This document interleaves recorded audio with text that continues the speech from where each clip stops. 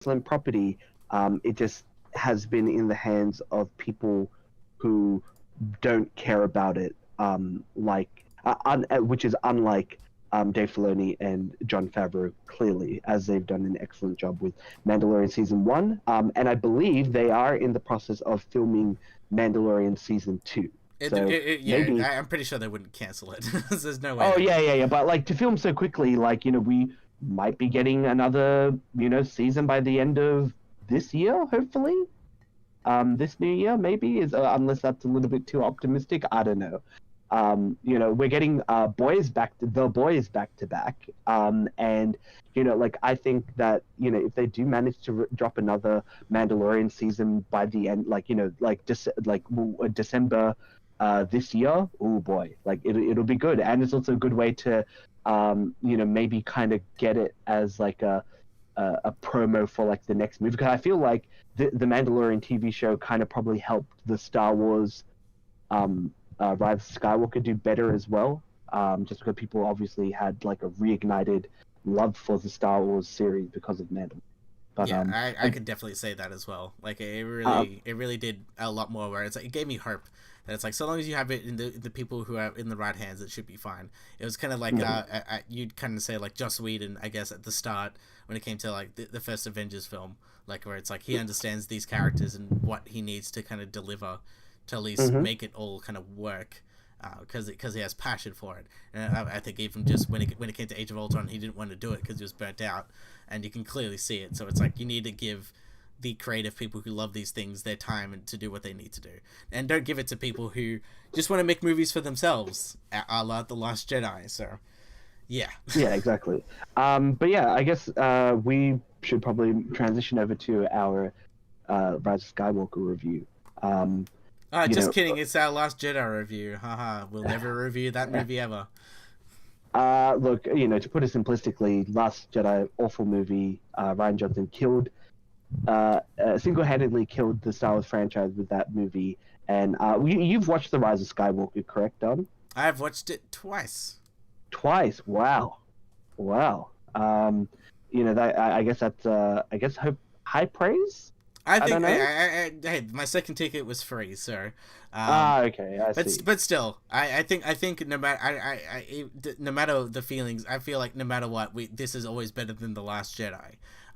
So and I think I feel like that's a general thing that fans have. Consensus among fans are just like it's better than The Last Jedi. We can do what we have to do what we have with it. Whilst on the opposite side, critics absolutely hate this film because it's like. It got rid of everything that The Last Jedi stood for. So There seems to be a lot of that's what I was gonna. You were like a hardcore Last Jedi fan.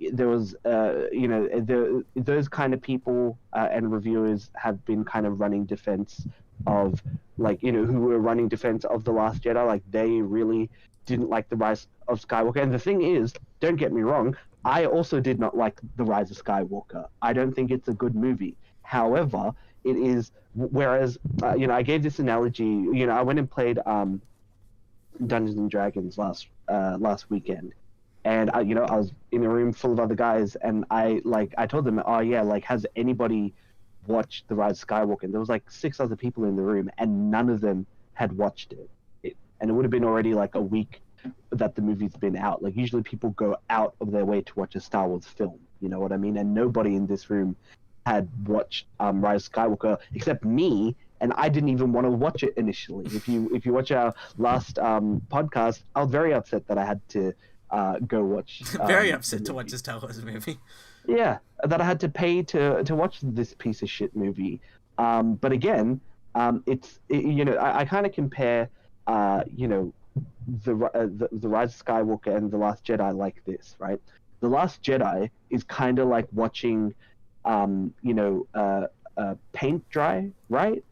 And The Rise of Skywalker is like watching like a shade of red paint dry. Like, you're still watching paint dry, but at least it's a little bit more interesting and more colorful and something for your eyes to watch, like eye candy for your eyes to watch, rather than watching like, I don't know, a boring gray color of paint dry. right? That's probably the best way that I can really describe The Rise of Skywalker. It is not a good movie, but it's way better and far more engaging than The Last Jedi. But I guess we'll kind of go into a little bit of, I guess, what we liked about the film. We'll try and be positive first, and then maybe we'll move on to what we didn't like about the film. How's about that?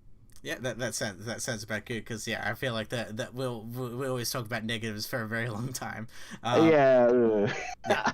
Yeah. What did you like about the Rise of Skywalker? I felt like at least did a lot of things that, you know, I would say, like, yeah, it was under time constraints, and you know what was left of The Last Jedi. I feel like, yeah, you have to kind of talk about both films in a way, but yeah, Yes, essentially you have I to. I didn't like, at least, that it kind of showed that this was basically you know, episode 2 and 3 type of, like episode 8 and 9 type of thing, where you know, I did like at the start where we had these moments with the crew together. I think that's one of the main complaints, that you don't see much of the crew actually doing things like a trio Like the main cast, together. like the main cast doing stuff together. Yeah, and I did like the, you know, the start bits with them, and you know, having, you know, going on the basically that you know, not only that, but like the desert planet together, having adventures. Like, I felt like this was kind of classic Star Wars feel.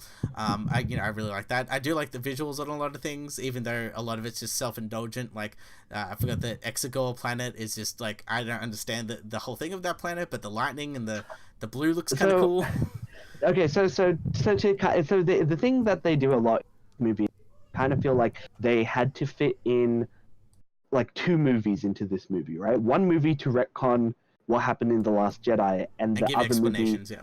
Yeah. Yeah, because, like, you know, there's like a scene where, you know, Kylo Ren is following the Sith artifact to go to Exegol, because that's where Darth Sidious, Palpatine, he's still alive, and there's like a less than 30-second explanation of who Snoke is. I made Snoke, and he's actually clones, and they show like a couple of vats with like clones of you know, Snoke in it, because they had to do that because Rian Johnson killed it off. This is my problem with people who watched The Last Jedi and liked it, and were like, oh, well, why couldn't you just continue on from what Rian Johnson did? Rian Johnson didn't give him any material to fucking make something out of, right? So Yeah, that's why it's like, do okay, it. the main guy's threat is dead, but the First Order is still alive. But like, Well, no, it's the thing is, it's like saying like, oh, well, you know, you know, why can't you make you know, a house out of all this burnt material that we gave you, right? Like, you know, it's like you can't make any, like, sometimes you can't make something from nothing, you know? And that's the problem with The Last Jedi, and the fans of The Last Jedi who are like, oh, well, why couldn't you make something? It's like, well, you literally couldn't, with the way The Last Jedi left things. And I think universally, I've heard from people that consistently that The Rise of Skywalker is much better than The Last Jedi. But again, like, you know, with some of the events of the movie, like, you know, the big thing is, like, you know, they're trying to retroactively change certain events. Like, for example, you know, there's like a discussion about how they are going to be attacking all the forces in Exego or whatever. And you know, one of them asks, "Oh, why don't we suicide our you know, I forget what they call it. Shifts into The captain. Space Shade, which is, by the way, Dominic Cooper, which doesn't do anything in the movie, but basically just says, yeah, let's do a holder maneuver, and basically, and then there's like a random retcon by Oscar Isaac, which is like, yeah, that's a shot that's 1 in a million, because 1 in a million shot, because, and I'm like, you know, throughout the whole time of Star Wars, no one ever thought to, you know, light speed jump into things, but now, ever since they created that as a thing, they're just like, oh shit, we're gonna like make an excuse and retcon this whole thing. You know, essentially they fucked over how hyperspace works in Star Wars in The Last Jedi, and so they had to retcon to explain that, oh, well, no, it's not actually how it functioned. That was like, even though the moment itself was really cool in The Last Jedi, I don't think anyone can really deny that. However, something can be cool, but also not function the way that it really should consistently within a universe, right? And yeah, like that's essentially the case. Yeah, it's a holder maneuver. again, like you said, they kind of did that throughout the movie where they tried to kind of replace things. There's like a scene where Rey throws her lightsaber at a then destroyed TIE fighter, and then you have Luke kind of a force ghost of Luke catch the lightsaber, because essentially it's her repeating what he did in The Last Jedi, which was throwing away her lightsaber and being done with being a Jedi. But then it also redeems Luke, because Luke was like that at the beginning of The Last Jedi. So and it basically has a line where it's like, you should treat the Jedi's weapon with more respect. So it's like, even just small things like that, it was just basically like, yep. That's the thing that people wanted. Yeah, a lot of the movie kind of felt like, fuck you, Rian Johnson, for I'm gonna shit on all these stupid little changes that you made in The Last Jedi in order to make my movie make sense and how I wanted Star Wars to end up being. I think ultimately the big mistake that Disney did was that they didn't make it so that they had J.J. Abrams control the direction that Star Wars went. Because I feel like if they did, I would be a lot less cynical, and I probably, honestly, I probably might not have liked the series as much, but I probably would have respected it, and it would have had a lot more consistency in what it was trying to do under one person's vision, rather than whatever abomination that Kathleen Kennedy and Rian Johnson ended up making the series become. Yeah, they basically stitched up a lot of different ideas together to be like, okay, this was my original plan. Rian Johnson fucked it up, so now I have to kind of stitch up what he made as a mistake, and you can clearly see that in the DNA of this film. I was just going to say, again, we are trying to talk positive things, and I'm going back I'm going back to positive things, I think that one of the best things, and I wish we saw more of, which might have been a plan if this movie was split into two, or this was episode 8, is seeing Zori Bliss, that random bounty hunter type of person with that weird helmet, in that planet. I totally forgot what the planet was called. Yeah, it's not important. Kijimi, that planet Kijimi. Sure. I thought that was very interesting, basically showing the past of Oscar Isaac and who he was. Yeah. As kind of as it kind of reminded me of something like in Rogue One, where I think one of the people he's basically a criminal. Cassian, but he's kind of like, he's not a good guy, but he's a good guy because he has to be a good guy. And it's kind of the same thing with Poe. Well, yeah, that's the thing. They kind of expand a lot of Poe's background, the fact that he used to be a spice runner. Spice being, essentially drugs in the Star Wars universe. I don't know. I'm assuming it's probably cocaine times 10 or something, right? Good shit. I'm assuming, right? But it's red, right? And I think it's also technically Spice. I think is technically a reference to Dune, right? Possibly. Because obviously they also have Spice is what they call, the kind of drugs in the Dune universe. But I'm not really too sure, because I don't remember when the book Dune. I think Dune came out before Star Wars. I think Star Wars. Okay, yeah. So yeah, it makes perfect sense that because they obviously do reference Spice in, or maybe not Lando, a Han doing Spice runs or something like that. So there's obviously a reference to Spice a very long time ago, and so it's maybe just used as a universal reference to, it's space drugs or future drugs called Spice. It does make it sound pretty cool, but yeah, it does. But yeah, essentially, I really like Zori Bliss, and we saw glimpses of a romance that they kind of had, kind of like what kind of happened in Mando in that prison episode, where it's he goes back to the old people that he completely ditched, and and they kind of hate him for it.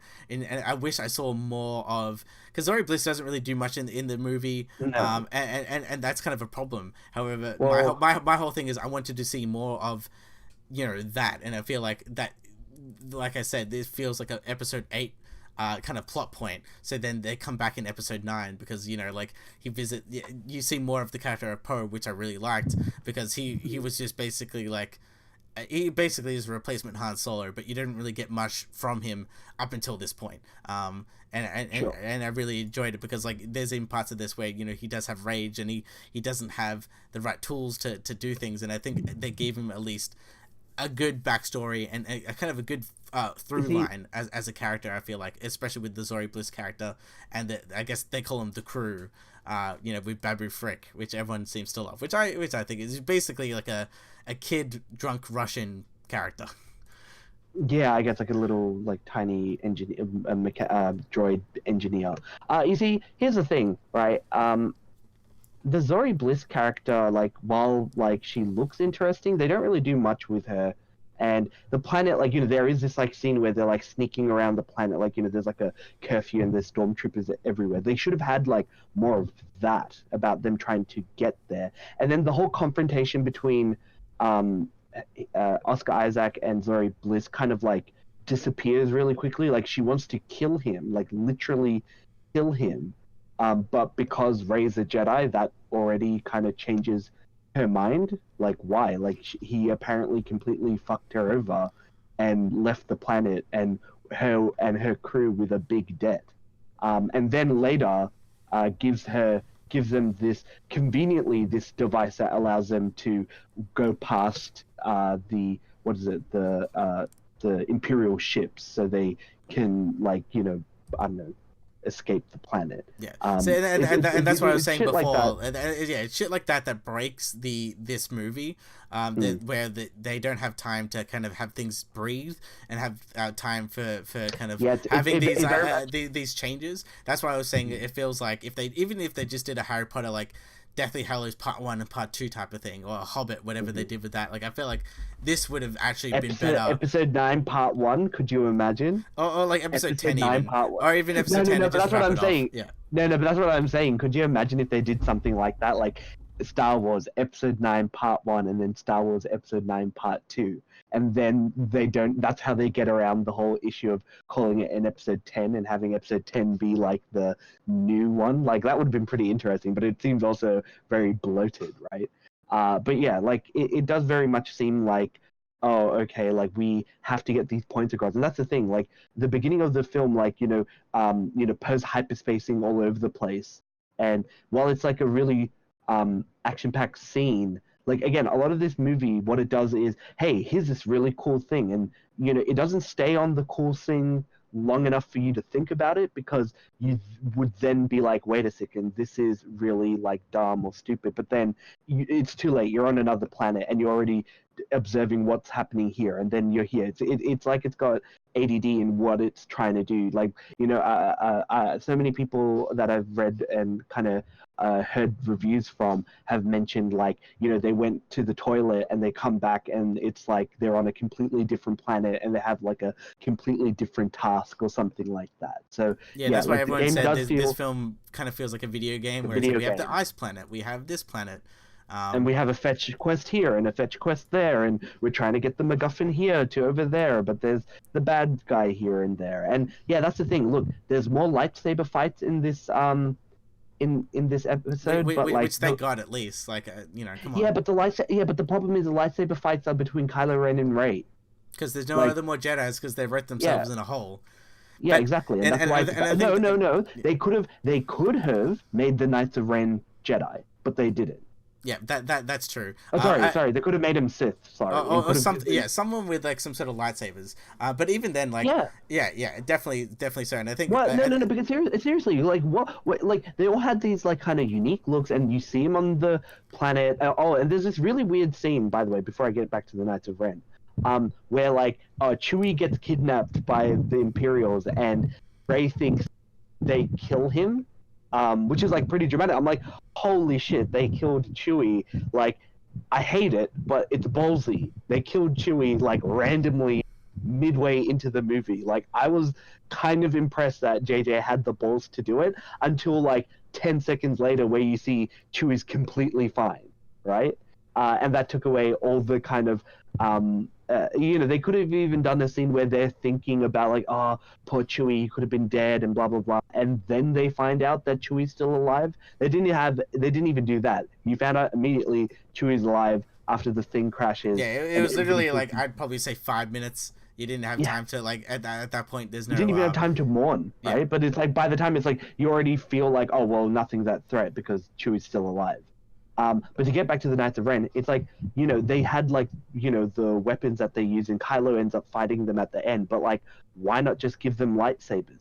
What's the problem with giving them lightsabers? it's like not a big. Or even just having like, because it looked like they had different like specialties. Like there was a guy who's good with guns, and this guy who's good with like this type of weapon. It would have been cool if it was like, it very much feels like a video game type of thing. I felt like with the Knights of Ren, it would have been better for them in the story, because they keep on chasing him. It would have been better like in freaking that desert planet, they kill like 2 of them, and then when they go to Exegol, they kill 2 of them, so they keep on getting eliminated at the time, and it's like there's like basically bosses to each little like mini bosses, and then they kill. Yeah, like you said, it could have been like 2 with lightsabers, and because Rey's far more adept, and she's obviously, they explain like, Leia taught her how to hold a lightsaber or whatever.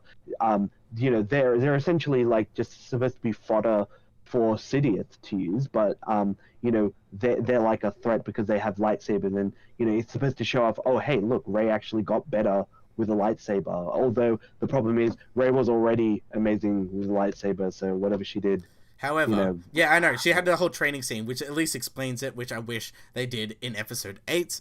However, the one good thing about that, which I really liked, is that the main fight that Rey and Kylo do have, she loses, and I'm just like, it took literally 3 films and 3 films and a half for Rey to actually lose one fight. And even then, she technically won because she stabbed Kylo, but it's because like Leia died. But I'm just still like, it took so long for her to actually feel pain, and even then, and I feel that's what, as I mentioned before, why it needs to be split into 2 films, because I felt like there seemed to be like this, there should have been some sort of struggle where she was like, I have these powers, I don't know what I'm doing with them. I'm failing. I don't believe I can do this. All this type of stuff that should be in episode 8, because essentially what would in any hero's journey, I guess you always need the fall before the beginning, before the rise. And I feel like basically they put the character arc of this character not understanding who they are, what they're doing, the lowest of lows, and then they did the highest of highs like literally in 2 hours later. And I think that's kind of the main problem, but that's why I like that fight, is mainly because Kylo actually did something good in this thing. And I feel like, once again, I feel like none of this is Rey's story. It's always Kylo. It's always been Kylo's story. It's always been Ben's story, and that's why I feel about it. But I think, well, I mean, it kind of isn't.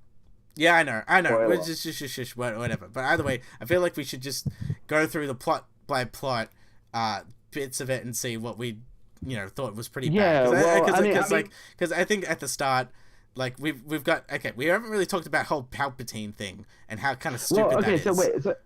As a side note, have you noticed that BB-8 wasn't really in this film that much? Yep, yeah, that is true.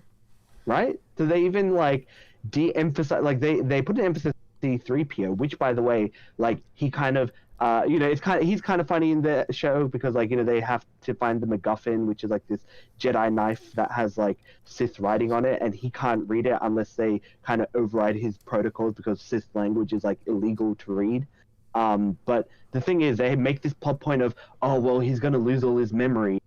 Oh well, this will be really sad, and they even have the dumb quote about, oh, he's looking at his friends for the last time, but it's like these new people he doesn't even fucking know. But like, again, that's the show's fault of not showing time between episode 8 and 9 to show that they are friends. But anyways, but then later on in the episode, like R2-D2 has a backup of his memory, so again, all this kind of consequences of doing all this stuff really means nothing in the end. But yes, Palpatine, he apparently either survived, so I've heard 2 theories about this. Either he survived being thrown into the middle of the Death Star reactor, or that the Palpatine that you see on the Death Star wasn't really him, but a clone of him, and that the Palpatine that you see on Exegol is the real Palpatine, who's been the puppeteer of everything that you see in the Star Wars universe, including Snoke and whatnot. And as a result, this is the reason why he's like attached to the big metal mechanism, which I kind of like. I like that big kind of really scary thing. It kind of shows him as like he's not as strong as he used to be. Yeah, but not only that, but I don't know. I feel like that whole thing does not feel like Star Wars, but it kind of does. Like, I don't know. It feels like it's from a sci-fi thing, but it's not. It feels like it's more like it feels like it's more like a cyberpunk type of thing, or like a kind of dystopian. Well, I mean, not cyberpunk, but I mean like not Bioshock, System Shock, where it's like, you know, I mean, because in System Shock Star is Wars pretty you don't fun. really have too much. You have that biomechanical stuff, like, you know, like kind of thing where man Darth is Vader and merging stuff, with yeah. machine, but you don't really Yeah. see that as much in the Star Wars universe. But I Well, feel like I mean, this is probably. kind of like it's kind of its main thing. I feel. Well, I mean, what about Darth Vader? He's like literally the embodiment of that. Yeah, yeah, But I that's was true. going Yeah. to say, it reminds me of Gladys from Portal, how she's got like this like kind of thing that she always like kind of comes down on and talks to the player character and then disappears. Like that's what it kind of looked like. It's like he's just kind of hanging off the sides. But yeah, I think it's kind of explained that he's been there and orchestrating everything. And you know, it's really funny. It's like if he hadn't have told Rey that she isn't supposed to kill him, sorry, that she is supposed to kill him, she would have probably killed him and like done exactly what she did. Again, a lot of this feels really rushed. And who are all those shadow people in the audience? How did they get all the ships up in there? Who's controlling them? It's all these like little small things where it's like it'll be explained in a book somewhere, and that no one will read, and you know it doesn't help the movie at all. To be fair, as dumb as the space horses were, there was technically a good reason why they used the space horses. Yes, If that makes sense. because I remember seeing I that trailer and I'm like, no. Yeah, but like internally, there is a good reason as to why they decided to use space horses, because I think like they were going to because they knew that the ships were going to try and attempt to jam any kind of electronic kind of speeders or vehicles that they were going to use to try and run across the ship, and so they brought animals instead. To which I was like, well, wouldn't they make like some kind of function where they release like an electrical pulse along the outside of the ship to try and fry anyone on it? But hey, you know what? I'm not a Star Wars. If it's not explained in the movie, then it doesn't exist in the movie. That's basically the premise of things. But yeah, okay. but essentially the movie starts with you know, all that type of stuff. Like I'm just gonna kind of go through the movie thing. You get the Wayfinder, and then so just to explain, the Wayfinder is like a Sith artifact that I'm presuming Sidious creates, that's able to show someone how to get to the planet Exegol, where he's currently located. Yes, it's MacGuffin number 501. Yes. But yeah, essentially that kind of all happens. We get a good fight scene with Kylo at least. And then yeah, we got Rey's training and everything, which as I mentioned, I really liked. Before any of that stuff happens, I really like, and it's something that like it's a completely different type of topic. But we see you know, Carrie Fisher as Leia, and they apparently they use footage from The Force Awakens, which I'm not quite sure is actually true, because I don't know where this would fit in The Force Awakens, but neither here nor there. But I feel like those scenes did not need to exist, nor like they weren't really that good, because you can clearly tell that obviously she died, and they were using whatever dialogue she has recorded to fit in these scenes, and it feels very awkward. I feel like some scenes are okay, but some scenes aren't.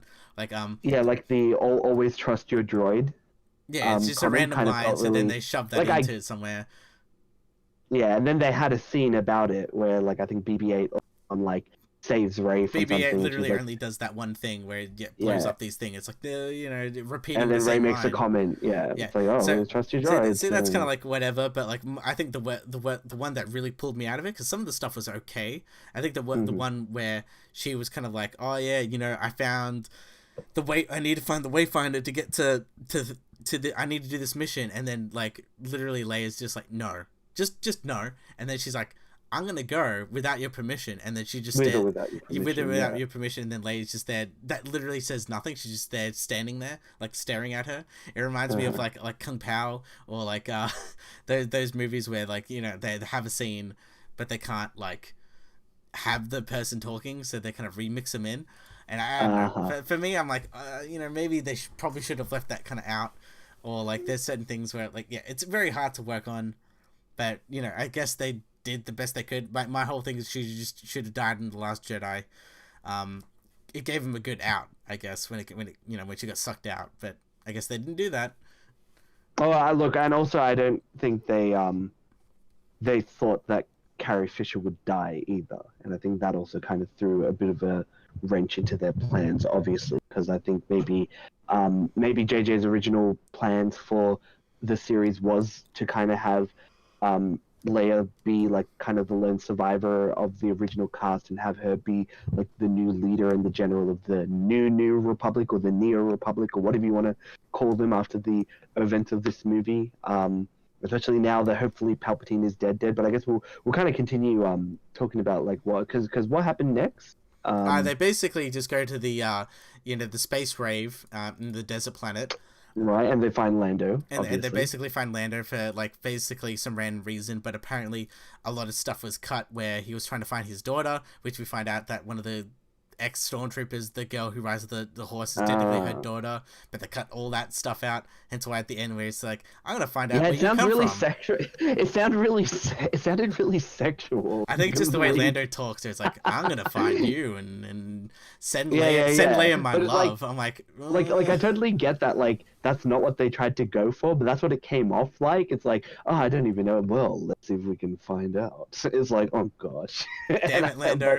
But yeah, but it makes a lot more contextual sense if, like, yeah, it's like she's his daughter or whatever. Like, he used to be the only black guy in the Star Wars universe, and now we got a lot more, which I'm very happy about. But yeah, they just didn't like do a really good job at like kind of conveying that, because I didn't know that. But was that all cut out? Is that the reason? Yeah, I think originally... they basically cut it out because I think his whole reason for being on that planet was literally trying to find her daughter, which apparently the last coordinates was around that planet. That's why the next planet after that is when they actually meet. The other planet after that, like around that system, is where they kind of meet them, and I think that makes more logical sense. But instead of that, yeah, because that's why he was helping Luke find the sixth wayfinder. The wayfinder, basically, and I think that's where it kind of led to. That makes a lot more sense. Yeah, but essentially they have this whole thing. They find them. We have the desert scene where she jumps through the what do you call it, the X-wing of the X-wing, or what, a TIE fighter, whatever it is. It's basically what it is in the trailer. Nothing else happens in that one. Oh well, yeah, we actually see, like, when they go and find the ship that they were looking for, they fall through like the sand, and there's like the creature, convenience like quicksand, by the way. Yeah, convenient quicksand. They have like the sandworm creature that Rey actually like tames by like healing its wound. So that's like the first instance of like us seeing that she actually has force healing, right? Which is Pretty like which is just like the first thing that you see, but not in the Star Wars universe, because now Baby Yoda has that power, so everyone's like, ooh. Technically Baby Yoda does have that power. And there's Yoda creatures can live a lot longer. But yeah, like it's at least the first instance in a mainline series, at least. I mean, force healing used to be, it's like a light side ability, but we just haven't seen it in modern Star Wars. I've just seen it in games, basically. Yeah, in the games more or less. But like in the movies, not at all. So that's why they try and use it as like a basis for why Palpatine wants her and what is it? Adam Driver's character, Kylo. Mm-hmm. Which, by the way, they never really explain why he decided to change his name to Kylo Ren, other than the Knights of Ren. But what are the Knights of Ren that he created? Don't worry, they'll say it somewhere in a book somewhere. A book, an ancient book that no one will read. Yeah, they have this. Yeah, we'd seen it, the desert. One of the scenes that I thought was really weird is like when Chewie tried to get Rey back on the ship, and they showed like the Knights of Ren are looking at them, but then they disappear the next scene. That's why I thought that was going to set up for a good fight, but in the end it was just like she jumps up, kills the ship, and then we get the force push thing. Well, yeah, I don't get why they didn't why they didn't go inside the ship that, where like Poe and Poe were in. Yeah, like why wouldn't they have went in? It just seems so weird. And Chewie's just like I don't know, he must have like dementia or something. He saw exactly where Rey went and then just got lost and then captured immediately by the what is it? First Order forces or the Final Order. No, I guess. Which, by the way, he's a big guy, so I'm assuming he got taken down pretty well. But we don't see any of that. And he would have been pretty hot, man. Like on that planet, like being a fairy creature that he is, kid. But then we see like Rey force lightning and kills him, and it's like whatever. Well, that's the thing. It's like I knew that because of the leaks. I don't know if yeah. because that's like I don't know if I would have been shocked or not if I saw it. I did watch it with my friends, and one of my friends who's a diehard Star Wars fan, he saw that, he's like, wait, what? Like, so Yeah, that was me as well. Chewie, but it was more like I can't believe they're killing more of the original. They killed more of the original characters, but I was like, kind of like, it was more ballsy because they did it like at more or less at like the midpoint or in the middle of the movie. So I was like, oh, okay, cool. Well, they at least have some balls to do something. They're just throwing the whole thing in the fucking fire, but the next minute he's alive. So it's just like, oh, okay, so this is more fake, fake consequences and fake stakes, so to speak. But yeah, I think that Kijimi, as you mentioned, yeah, we've already pretty much covered it. Aside from like obviously I think the Force connection thing with Kylo and Rey. Yes, and that's the only thing. That's the only thing I liked about it. Like, while I don't like that Force Tinder connection thing, I thought it was really dumb and lame in The Last Jedi. At least it was used in like a fight, which was really interesting because they would just like, it would be very interesting to see like somebody watching them fight, if that makes sense. Like, yeah, I was thinking about it in fighting... my head. I'm just like, this person's like spazzing me out by themselves. Like, but like, are they just fighting through time and space? Like, as in they're both where they are at the same time, or is it just one of them, in each location and, like you said, spazzing out by themselves? Or are they like in both locations at the same time, flickering between the two locations? But eventually, Kylo does like steal her like necklace or whatever and uses that to try and find her. That was in the desert before, and then now it's like they destroy the Darth Vader mask, like pedestal, and that's how they found out. Yeah. But either way, I feel like obviously that's what the movie does pretty well. It does at least set up those powers pretty well for the final payoff, I guess, because it gives you the whole thing. It's like, objects can pass through. We'll pay that off later on. Here's the one thing I was a little bit confused, right? Like, in that fight on Kijimi or whatever, she's clearly in his room, and it took until he was able to like steal that object and like to figure out, oh wait, she's in my room. Like, it's like, why wouldn't you just do, like, I get that they were in a lightsaber fight, but they weren't always in the lightsaber fight, right? So that's why, maybe the rules of like where you are, you can only see certain things or something. I don't know. Like, dumb, not explained. Yeah, that's what I'm saying. It's all the dumb stuff. So then she basically gets caught, and then we have this whole thing where she gets on, everyone on the crew gets on, basically a Star Destroyer, pretty easily, might I add. And then because of that device, that convenient device that Zori Bliss has. That's how. No. But like, in like, even when they land and they shoot all those stormtroopers, they get by them pretty quickly up until like at some point they get caught. But I'm like, you get all the pro stuff, then it basically just replacement, Han Solo getting Chewie out. You get the whole spy stuff, which is kind of like a side thing that doesn't really need to be there. I think it's purely because the redhead guy had nothing else better to do. So like, we just General Hux. Yeah, General Hux had nothing better to do, so we're just like, like, the dude was like supposed to be like pretty scary. Like, he has that big speech in the first movie, and then now they relegate him to being some dude who gets shot. It's almost like in The Last Jedi they treated him as a funny character. Yeah, true. Yeah, you're right. And then they're just like, we're done with that. So then we'll get another scary guy. I think the guy who plays him is scarier guy. It's like scary guy who's, I think, Australian. So it's probably like, Yeah, it's like a trope, right? Like, when it's like, I think they first did it in Street Fighter from memory, where like, you think you're going to fight M. Bison, but then if you beat the campaign story without dying or something like that, M. Bison gets like hit by Akuma and gets thrown out of the screen, and you have to fight Akuma instead, like the bigger, badder guy. That's what it kind of felt like. It's like, Hux used to be the big bad, or not a big bad, like, but a pretty important bad character, but then they just shot him off and replaced him with Sidious's like right-hand man or what. And then I guess the next thing is they're like, oh, they got the knife back, and they're like, oh, let's go to the next coordinates. Well, that's the thing. But before that, there's the big reveal where they mimic Episode 5, where they're just like, oh, by the way, your lineage is that you're a Palpatine, and then she's right off near the edge trying to jump off. They do that, and that's like the big reveal. You're a Palpatine, great, yeah.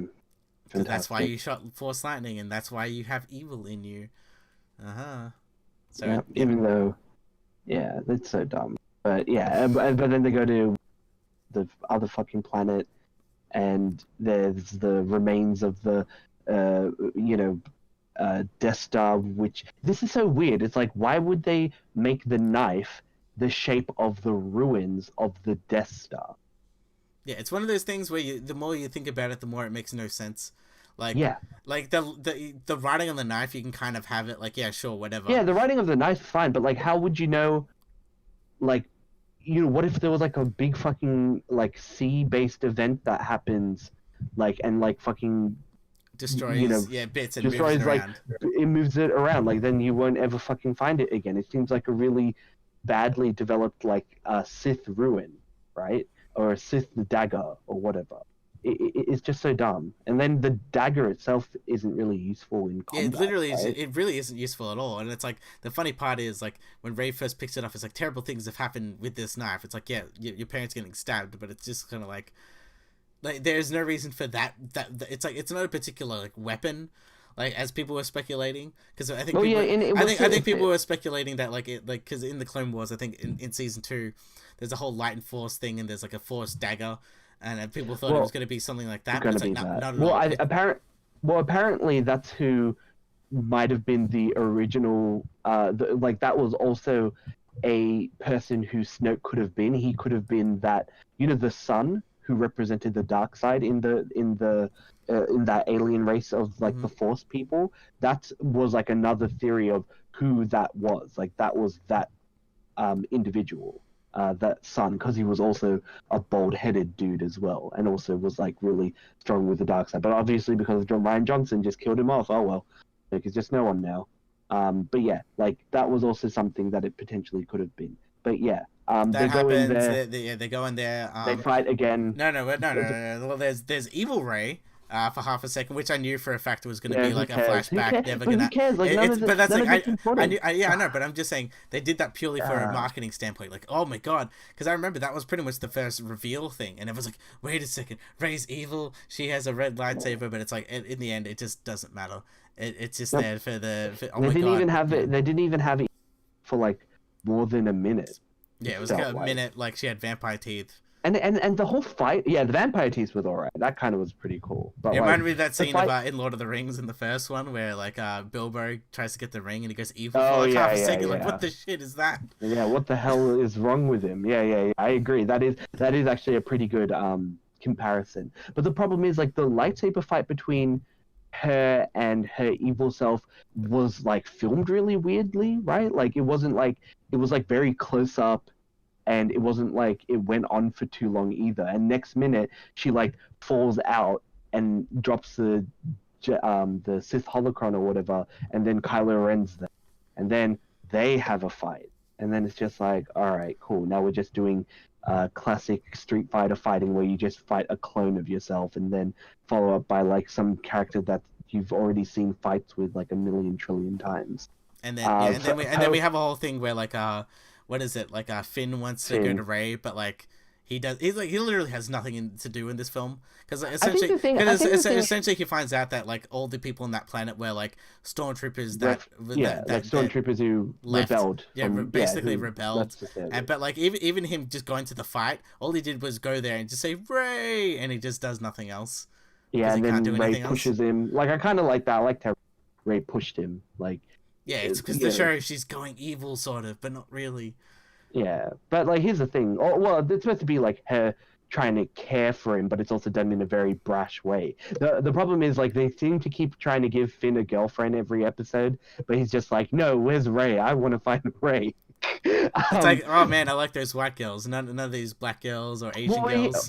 Well, here's the thing, right? I thought originally that the other the black stormtrooper that's supposed to be, what is it that you mentioned, supposed to be Lando's daughter, right? Yes.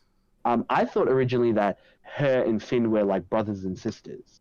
right? Because it makes sense that like both of them would be ex stormtroopers because they were both like taken when they were children, and then or like babies or whatever it may be, and then they worked for the Empire, so they wouldn't recognize each other. And then maybe the big reveal might have been, and it makes sense that maybe Lando was their father, and Lando had his kids stolen, back before, like during between episode 6 and 7. But hey, I guess we'll never know, right? Yeah, unless someone, someone tells us. But even then, like there's bits with, because Finn's stuff get a lot of it basically been cut out, because I think the original concept for Finn in episode 7 was he's also a Force user, and that's what apparently that's what he was gonna say to Rey when he was drowning in the quicksand or whatever. It's like, I gotta tell you something. But that doesn't make sense. Like, why wouldn't he say that in front of Poe? I don't know. It's just one of those things. That doesn't make sense. But apparently, yeah, that's what he was going to say. Apparently,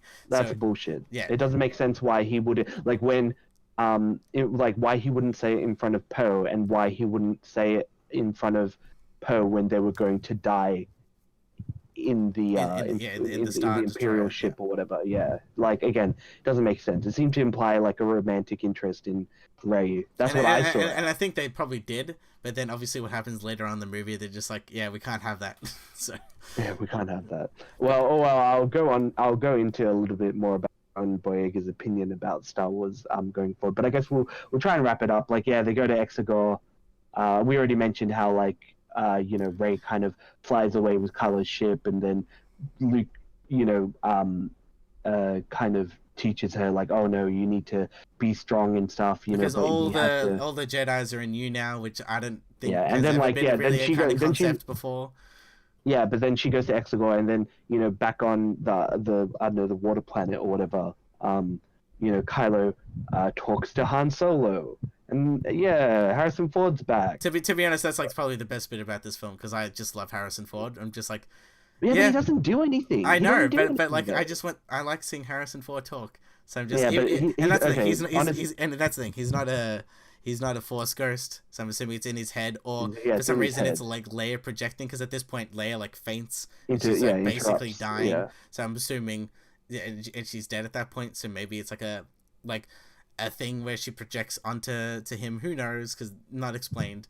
But either way, they have this whole like throwback type of thing where they're talking to each other, and that's what I'm saying. It's kind of Ben's story, because he has the best arc out of in every single movie. When you say best arc, meaning like out of all the characters in all these movies, in the sequel movies, the bar's really low. He clearly has the best journey. He's like, maybe if you want to say he has like the only arc.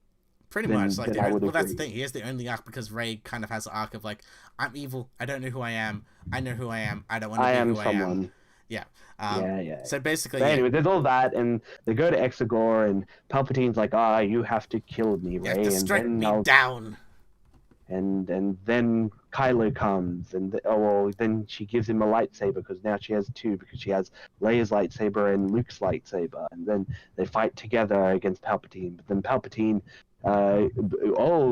he gets Kylo, but we all know Kylo didn't die, and I don't know. He uses Rey's ability to heal and steals her life force, and then becomes less of an old man, and then chucks all the ships above in the sky with lightning powers. Because it looks cool, but no, what the hell? It looks really stupid. It does not look cool. No, but like really... I got lightning in the air type of thing.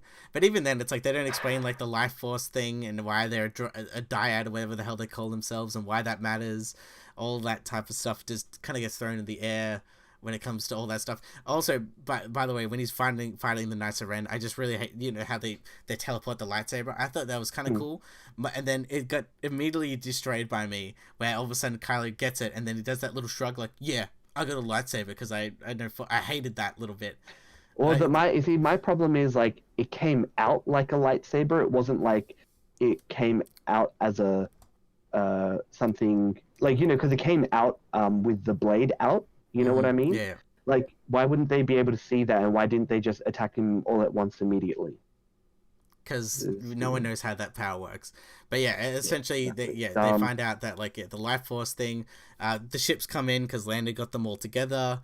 So it kind of gives them this big like everyone's here type of moment. But it's so weird. It's like, the ships can't navigate without the whatever the navigation relay or something. Okay, let's destroy the navigation relay.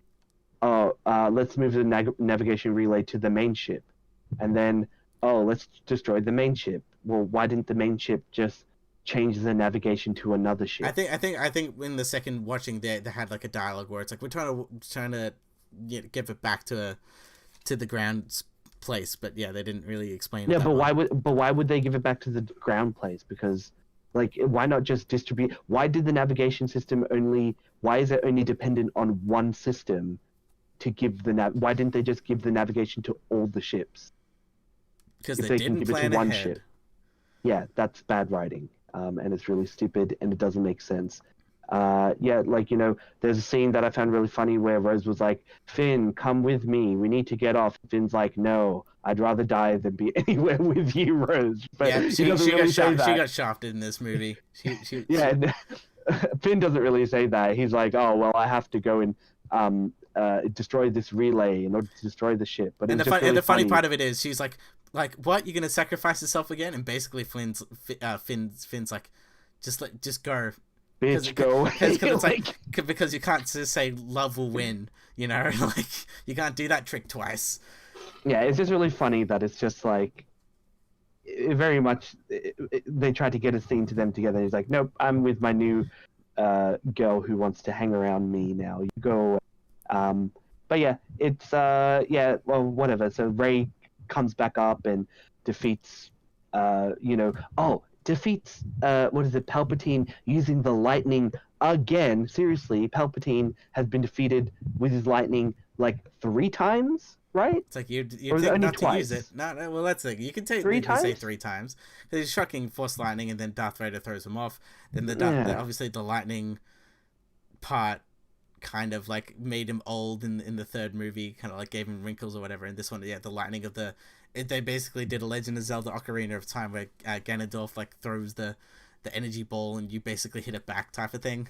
So it's just like, and it's just like there should have been at least like, and I think the problem is purely because like they just like to complete the ritual, you can just strike me down. So it's like, oh shit, how do I kill someone that can't be struck down? I guess I have to like unforce lightning you, like, instead of actually hitting them with the lightsaber. And I feel like stop hitting yourself. So I feel like that's a really stupid part. I feel like obviously the main fan part is like they got the voices of Hayden Christensen and all the different like Samuel Jackson and everyone just to do voiceover, which I like in concept. However, I just wish there were actual physical Force ghosts. So then we actually can see their faces. We'll get to it. Apparently that was the case, but we'll go into that a little bit more with further news after the events of the Rise of Skywalker. But I found that the way that scene was shown in the movie was super lame because it just looked at the stars. There wasn't even like any kind of it should have been more like she just heard voices and it's her reacting to the voices. That would have been better than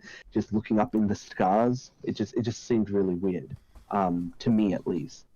But yeah, then she takes down Palpatine, dies. And then Kylo comes out and revives her, and then she gets revived. They kiss, and then Kylo dies. And this is when I thought they were going to do like a Call of Duty kind of revive system where like she revives him and then he revives her, and it's just back and forth. Like, it just seemed really funny, but then his ghost disappears. But then like we don't even see him in ghost form in the film anymore. It just seems really weird that they decided to just make him disappear. So she couldn't revive him. Very Romeo and Juliet over here. Yeah, I guess. And the Resistance like survive and all the ships fall down and shit. And they all celebrate. Basically the whole thing is they celebrate. She has 2 lightsabers, buries them back in Tatooine, and then the whole thing that I think pissed off a lot of people. Is just she claims herself to be... early in the film they ask, "Oh, who is she?" And she says, "Rey." Rey who? And just Rey. Bond, and then James Bond. Rey Bond. And then at the end of this film, another random farmer woman just happened to be there and be like, "Who are you?" "I'm Rey." And then Rey who fucking talks like that? Who fucking asks for someone's Please tell me your last name. yeah, if people call you, if someone is named Madonna, like you don't fucking ask unless it's really necessary to know their last name. Just felt really extra, and then she says, "Oh yeah, I'm Ray Skywalker." Fantastic, and then that's the end of the film, and the two suns are setting, and she's with BB-8 for some reason. And she gets the Falcon, she gets the harm, she gets the lightsabers, and she gets to survive. Yeah, I guess the name. The Palpatines really winning. Well, it is the Palpatine saga now. Yeah, they call it the Rise of Skywalker, but all the Skywalkers, all the, I guess the genetic Skywalkers are dead. But yes. It doesn't matter because Jedis live in her, so she lives. She has the idea of a Skywalker. It's the modern take on things where it's like it's not where you come from, but what your character's like. I don't know what I'd give this film. Like maybe I'd give this film because look, we're pretty much done with the. I think I'd have to like sit down and do a proper think of what I'd give this film. Like maybe it's like a 3 or something. So that means like Last Jedi is clearly a 1. Yeah, like Last Jedi is a 1 because it's just boring and then nothing happens. And what do you feel like The Force Awakens? Like where do you place that? That's like 5, because that's like an average film. It's essentially the problem is if that was like an original Star Wars film then and all its ideas were original, then maybe it would get bumped up like significantly more. But it's essentially a repeat of A New Hope, A New Hope, which A New Hope does A New Hope way better than the Force Awakens. And yeah, so I think that's the thing. I think I like A New Hope. You see, I don't know, like because a lot of people like Episode 7. Yeah, 7's the one that everybody. Yeah, I think it took a while for the backlash to happen.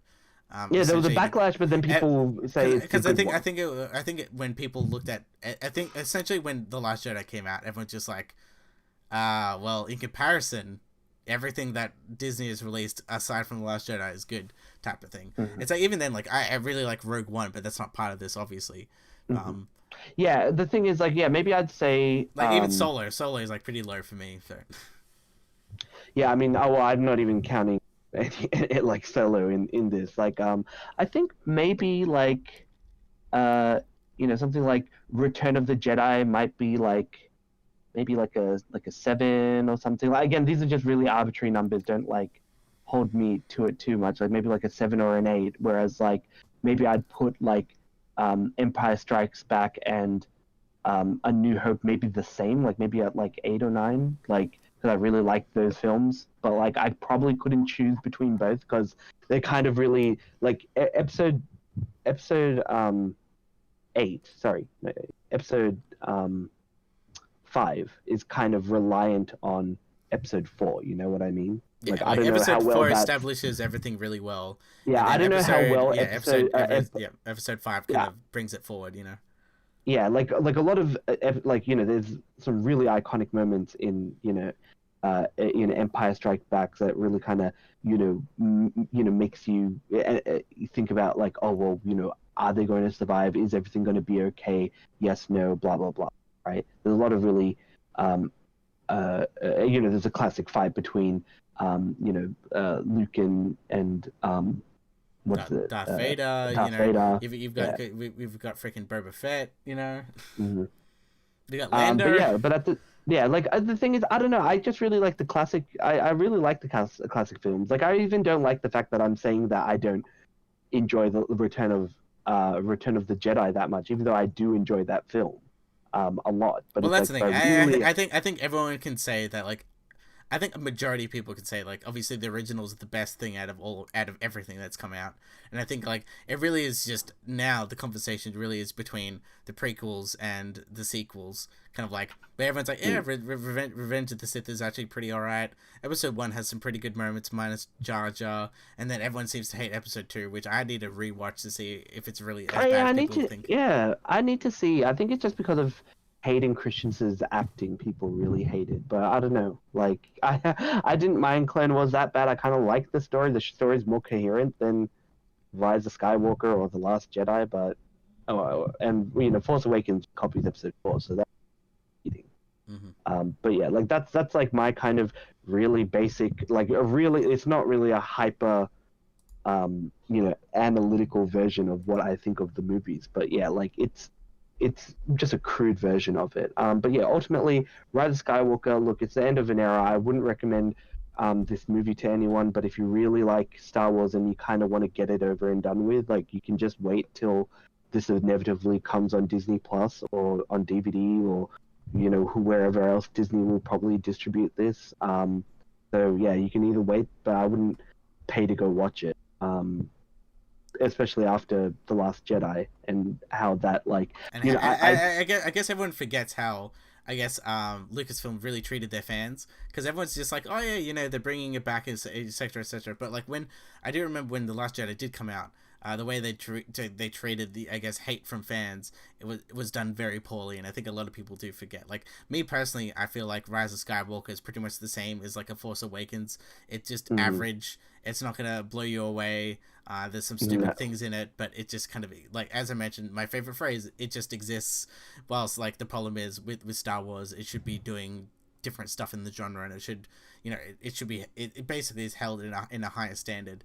So that's why I'm kind of like, yeah, it is just part of the Star Wars stuff, and maybe in the future we have to look at in retrospect and how this all really panned out and who made the decisions where and why, because there's all these rumors about like reshoots, and obviously story changes have clearly happened, and and obviously since the leaks were kind of proven true, I don't know how the validity of the George Lucas cut is true or any of that stuff as well. Well, here's the thing. One of the first things I want to kind of talk about after the events of this movie is that, I think I mentioned before on like a previous episode that John Boyega has seemed to be like a person who is kind of not giving a shit about, keeping up like good relationships with Disney going forward, because I think he probably was screwed over, and he made a comment. He made a post on Twitter mocking Reylo fans, saying that, oh well, this is like a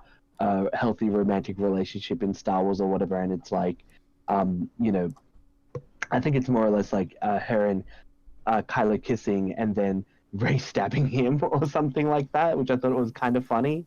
Yeah, but he had funny. a lot of like what's called Reylos fans, which are essentially like people who ship characters together. Like this is what I hate. Basically, Twilight ruined everything, because now Twilight, like, they basically made Star Wars Twilight with this whole like.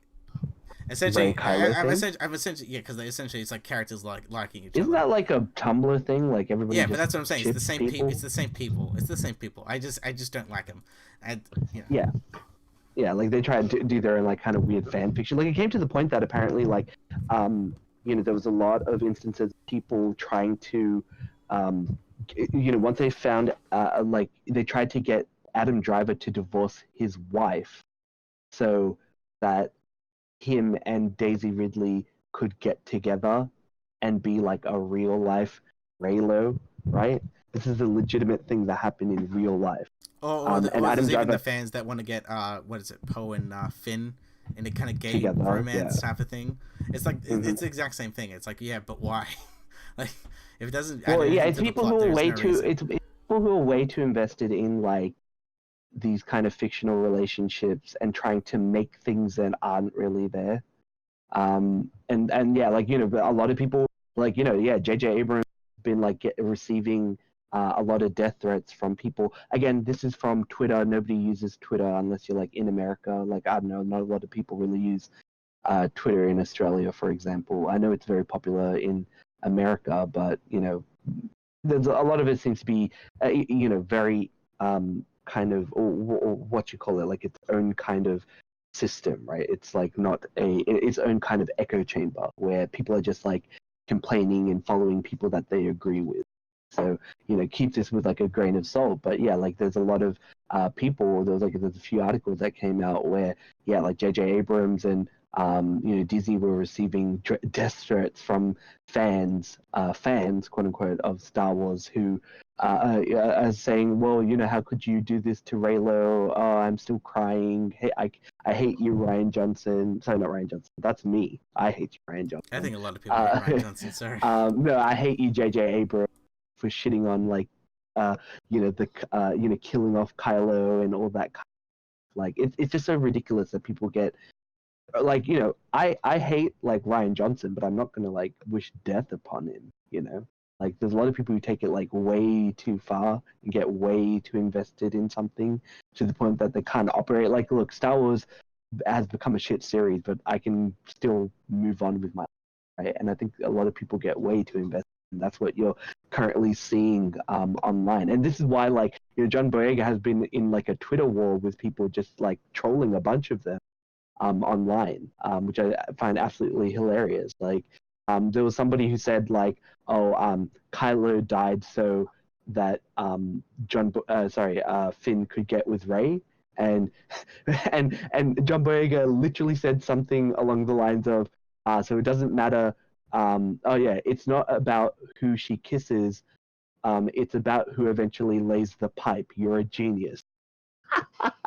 Jesus, man. He actually said that on Insta as a reply to somebody who commented on. So Man, I like found that that's it. absolutely We live in the hilarious. new age where celebrities can really talk to anyone and then just reply back to random comments. No, but Before it used to be restricted, you know? no. But the problem is, right? No, that's how it usually is. Problem is, John Boyega doesn't give a shit anymore because whatever contractual obligations he's under, he doesn't have to play by Disney's rule anymore. And like a lot of people, are like, oh, you're good luck getting a job, and he's just like already have stuff lined up.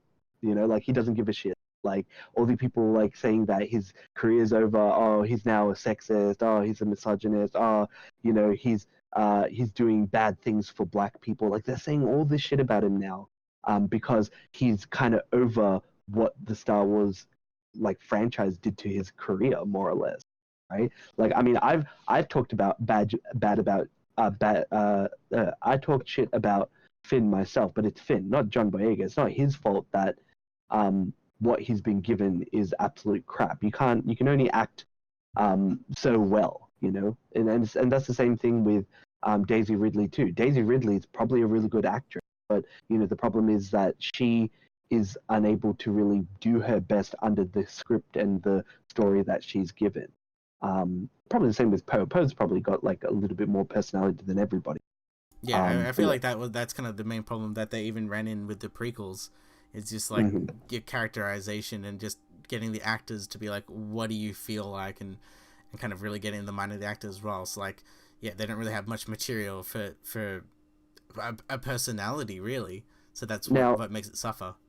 Now the final bit of kind of news that I have is and you mentioned it earlier about rumors of a secret cut of the Rise of Skywalker, like a 3-hour cut. Apparently, what a lot of people are saying that online that there exists. And now there's a Reddit post that came out. It's not by the same person who leaked the initial leaks for the Rise of Skywalker, who I think was Jedi Paxis. So feel free to check him out on Reddit. But we can go a little bit through some of the information that came out. So this was posted again, like I mentioned, on Reddit by a user named how do you read Ego's Hope or Ego's Hop, and he kind of goes over a little bit about like what is on the kind of real or the extended cut version of the Rise of Skywalker.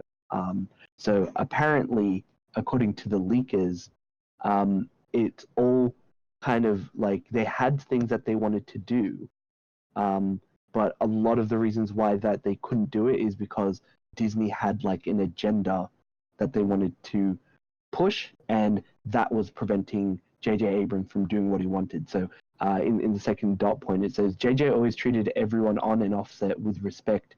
So my source's agenda is that what Disney has done to J.J. and how much they screwed him over or should be something people are at least aware of, whether you like him as a filmmaker or not. Now, this is a reference to the fact that this particular source is trying to say that Disney kind of sees this is all allegations and all rumors at this stage. Yeah, I think it's clear. So like no one really knows until someone says yes, this actually happened.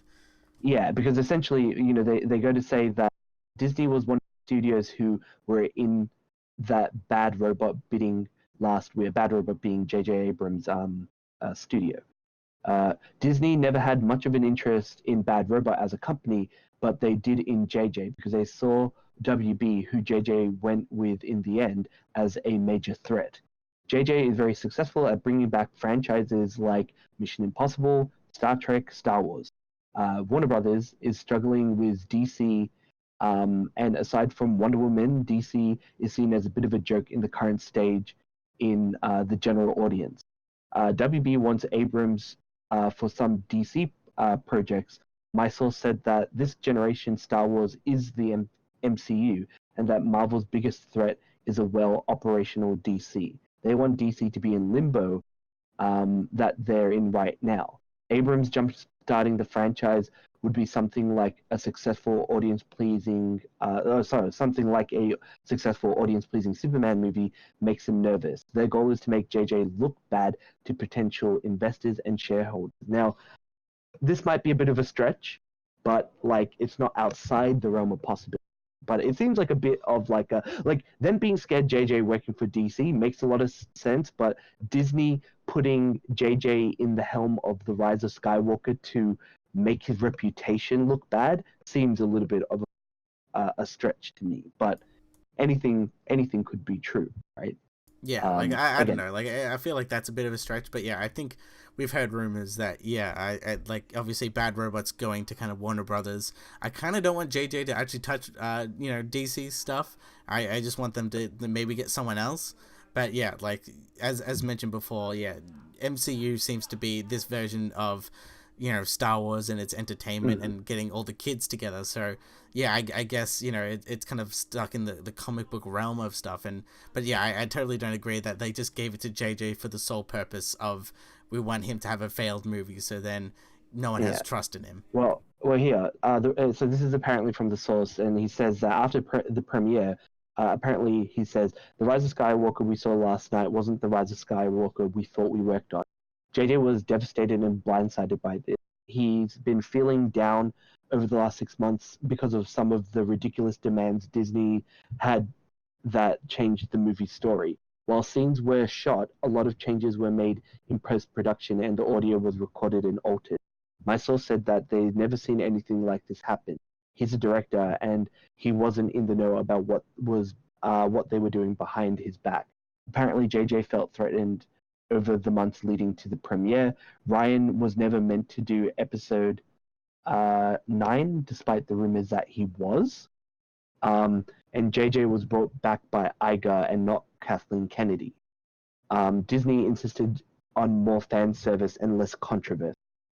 JJ's original agreement when he signed on was indicating that he would have way more creative control than he did on The Force Awakens. It became evident that this wasn't the case, and only a couple of weeks into shooting when the trouble with meddling began. JJ wanted to do some things that he thought were important, but Disney shut them down, citing budgetary reasons. In May 2019, JJ argued that these scenes were crucial. He had to let it go. He had to let go of one of the scenes. The other scenes he insisted on was approved first. He did the reshoots and additional photography in July. The new scene was shot at the BR, I think maybe at the end of October. The ending will blow your mind. A part of this, older actors were included, like Hayden Christensen, Ian McGregor, and Samuel L. Jackson. So this is what I meant by the scene that we saw at the end of The Rise of Skywalker, where all the Jedis were talking to Rey. They might have actually had legitimate scenes with these characters in front of her or something, saying what they wanted to say in Force Ghost. But the Force Ghosts weren't meant to be voices because they were shot in the footage on camera. The actors were in costume. Rey was supposed to be surrounded by the Force Ghost to serve as a barrier between her and the Sith surrounding them. See, my source... Yeah, sorry, go on. No, I was just saying this makes a lot more sense because, when it cuts to the stars, it feels like you could easily add something else extra. And, her, jumping up and doing an X with the lightsabers makes it more impactful if there's, Force Ghost around her, I guess. I see. My source thinks, but can't 100% confirm, that this is because of China. In an office talk of sorts, some VFX people claimed they got a list of approved shades of blue they could use on Luke's Force Ghost. Cutting this out was when the bad blood turned into a nightmare for JJ because the movie he was making was suddenly unrecognizable to him in almost every way. My source knows JJ well enough to know that he was not just the yelling type. Apparently, in a meeting, he yelled something along the lines of, "Why don't you just put directed and written by Lucasfilms then?" My source wasn't present for that exchange, but he knows some who were. Disney demanded they shoot some scenes that would have had scenes for the merchandise. They Fly Now was one of them. It's also JJ's least favorite scene. Yes, I forgot about that. It was so stupid. Yeah, it's like, didn't they always fly? Like, there's always been jetpack troopers, right? Like, yeah. And Finn would have known about it. At the November screening of a 2 hour and 37 cut, he cringed, groaned, and laughed when the scene was on.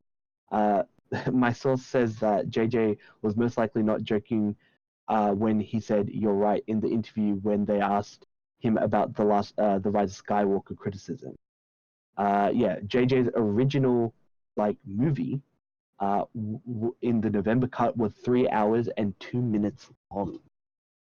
In January, JJ suggested that they turn this into 2 films. My source told me that well before Terrio mentioned it in an interview a couple of days ago, Disney said no. JJ was content on making a 3-hour film. Over the period of 9 months, JJ realized one by one that this idea, the whole scenes were being thrown out the window, were entirely altered by people who have no business meddling with the creative. So maybe this was like a example of kind of movie executives kind of coming in and being like, get rid of this, get rid of that. I'm presuming. Yeah, it sounds about right. Or they just got because there's been a lot of controversy that you're talking about editing the film and everything's done. Clearly, I think they had multiple cuts happening, and I feel like the Lucasfilm cut actually did existed more than the JJ cut or anything else that's kind of. Well, happened. I think that's the thing. This is proving that the JJ cut existed, not the Lucas cut. Yeah, that's what I mean. Yeah. Yeah, they were not on the same page when it came to creative decisions. It became obvious that Disney had an agenda in addition to wanting to please shareholders. Disney could, quote, afford messing up episode 9 for the sake of the bigger picture, end quote, when it came to protecting things unrelated to episode 9. The cut JJ eventually and hesitantly agreed to in early December was 2 hours and 37 minutes long. It wasn't the cut we saw, which he would have approved of, which was 2 hours and 22 minutes long. Apart from the Force Ghost, there were other crucial and emotional scenes missing. The cut they released looked chopped and taped back together with weak Scotch tape. JJ's words. The movie opened with Rey training. Her first scene with Rose was shortly after Rey damaged BB-8 during the training. Rose made a silly joke about how Poe was going to kill her for damaging BB-8. There was a moment where Rey took a minute to process what just happened when she saw the vision during the training. She looked distressed and worried. The next scene was the noise of the Falcon landing and Rey running over. 2 women who kissed at the end were visible in this shot and were holding hands. One of them ran towards the Falcon as it landed. There was like a lesbian kiss scene at towards the end of the movie, I think. That was something as well. So this was just supposed to say, there was more emphasis on certain characters, I think. Kylo on Mustafar was 2 minutes longer. There was a moment where Kylo seemed a bit dizzy in his vision and was shown blurry for a second, almost as if time had stopped when everyone in the background was slow-mo and fighting. Kylo hears Vader's breathing and then shakes his head and moves back in normal pace. And he jumps right back into the battle. The scene in the trailer where he knocks a guy down, which ends up in the movie later. Right, okay. All right. So there was supposed to be more references to Vader. Again, they have the mask, the melted mask again, but then, again, it doesn't really play much of a scene. Much of a emphasis in the actual movie itself. It's just there, but because they had it originally, but then there's no afterthought. But it sounds like they did have a plan. JJ had a plan for it, but it didn't end up anywhere. Mm-hmm. They cut some of the scenes from the light speed skipping segment. Some of the planets that were cut included Kashyyyk, Naboo, and Kamino. So again, they wanted to try and make more of a reference to older Star Wars, and then also kind of the prequel trilogy as well. The scene where the TIE fighters are chasing them through the iceberg, those corridors were inspired by a video game JJ used to play in the 90s called Rebel Assault 2. The third level in the game was tunnels on Endor specifically. Jannah was confirmed to be Lando's daughter. Okay, so this is where maybe some of the sources are saying that it was he's supposed to be his daughter. Rey not only healed Kylo's scar on his face, but she killed Kylo when she healed Ben. Right. Okay. Good. Yeah, because that's what it's kind of implied as well. Yeah, I think it's more. Yeah, it's more implied that the personality died. You know. Yeah, like the dark side of this of Kylo died. Ben died. Kylo ceased to exist when Rey healed him. My source mentioned that some people assumed that it was Han Solo who healed him. What? But this isn't true. That it wasn't Han Solo. That was Leia using. Oh yeah, that it isn't true, and that wasn't Han Solo. That was Leia using her own memory bends to create a physical manifestation of his source to nudge him to where he needed to be. That was her own way of communicating that was him. And it wasn't possible without her dying. She made the ultimate sacrifice for her son, and this flew over people's heads in the Disney cut.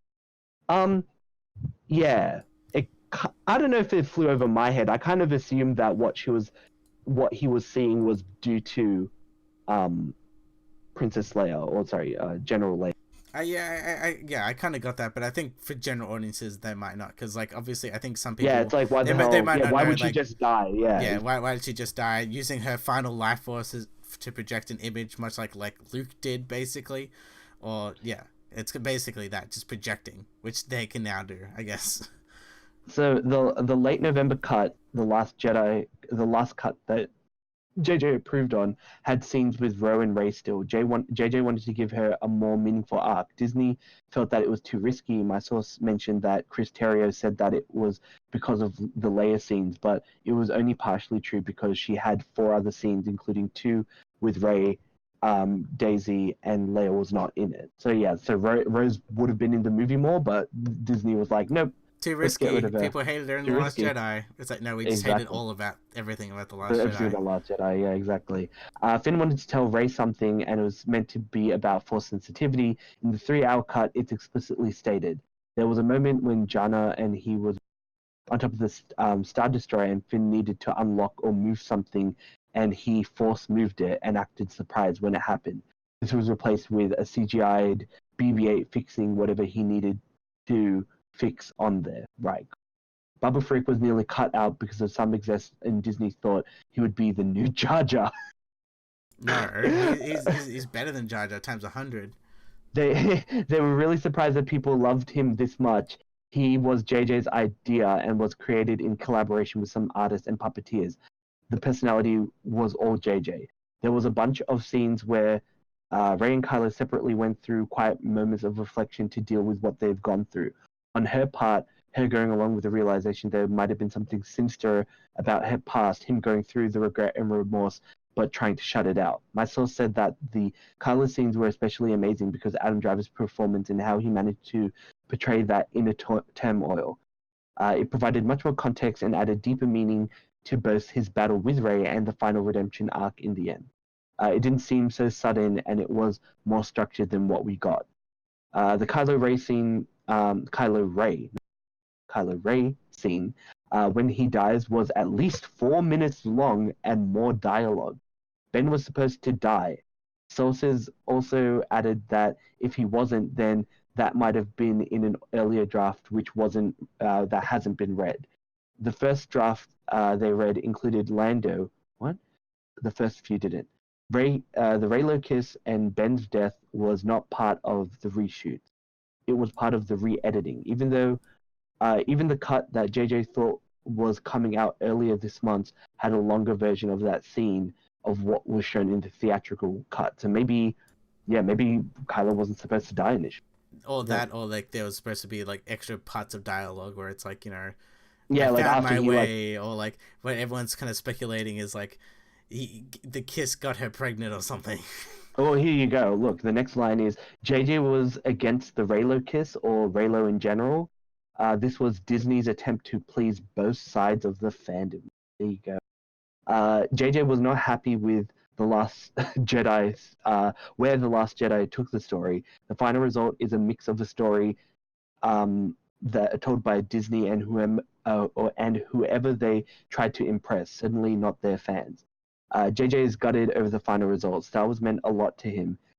He had sacrificed large chunks of the story in The Force Awakens, but he was promised more creative control on The Rise of Skywalker, and instead the leash they had on him was only tightened as time went by. A source said that this one franchise and this one piece of his work that he did not want to mess up, and instead it turned into his worst nightmare. When he found out that he was blindsided and they cut with the cut they presented, he said, "What the fuck?" When Kylo was fighting the Knights of Ren at the end, and the Williams music that was used for it was not what he wanted at all. He seemed to think it was out of place.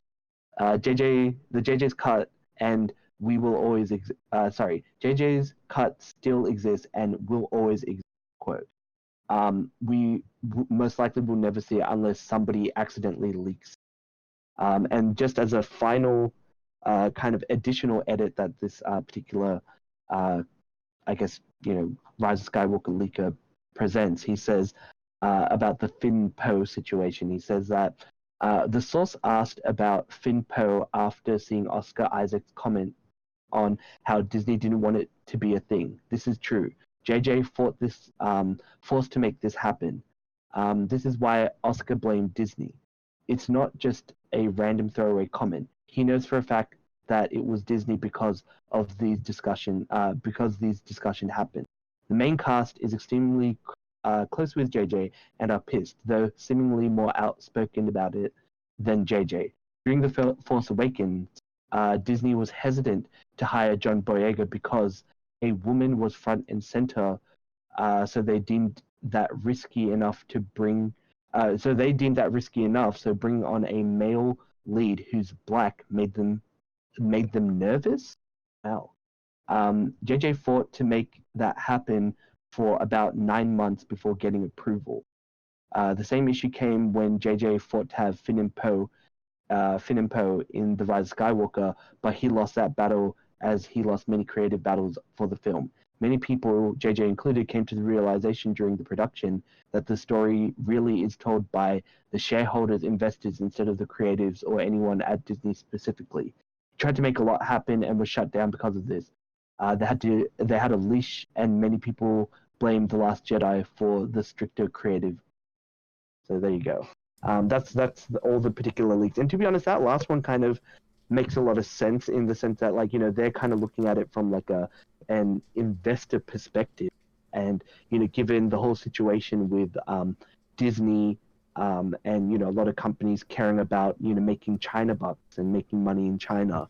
China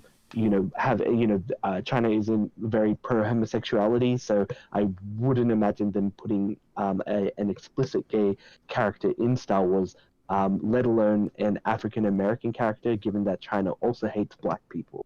So yeah, and that's the thing. It's like, but that's the thing. I think big businesses, they obviously bow down to their shareholders. That's nothing new. I think it's nothing new, but it does. But the problem is, this looks like a clearly, like, this one is more outspoken and more out in the open.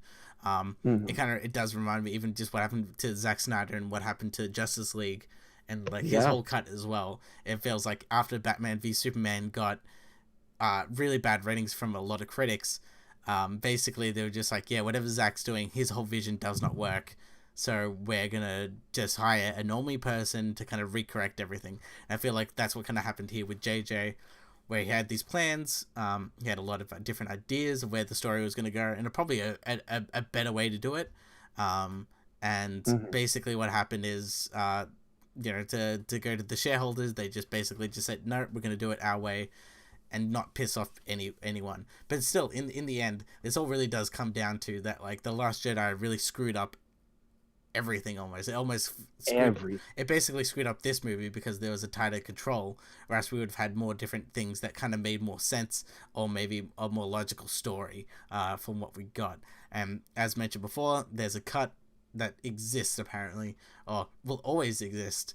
So the real question is, we'll probably never see it because Disney is not the type of company that releases any of this stuff. You know, you might get something from like a Warner Brothers for the Snyder Cut, I think possibly, but Disney is such a tight like leash that they never release anything that would destroy their image. And I feel like a lot of this stuff will never come out purely because Disney has that image, and no one's gonna be like, aside from John Boyega, who seems to be like going rogue, and good for him.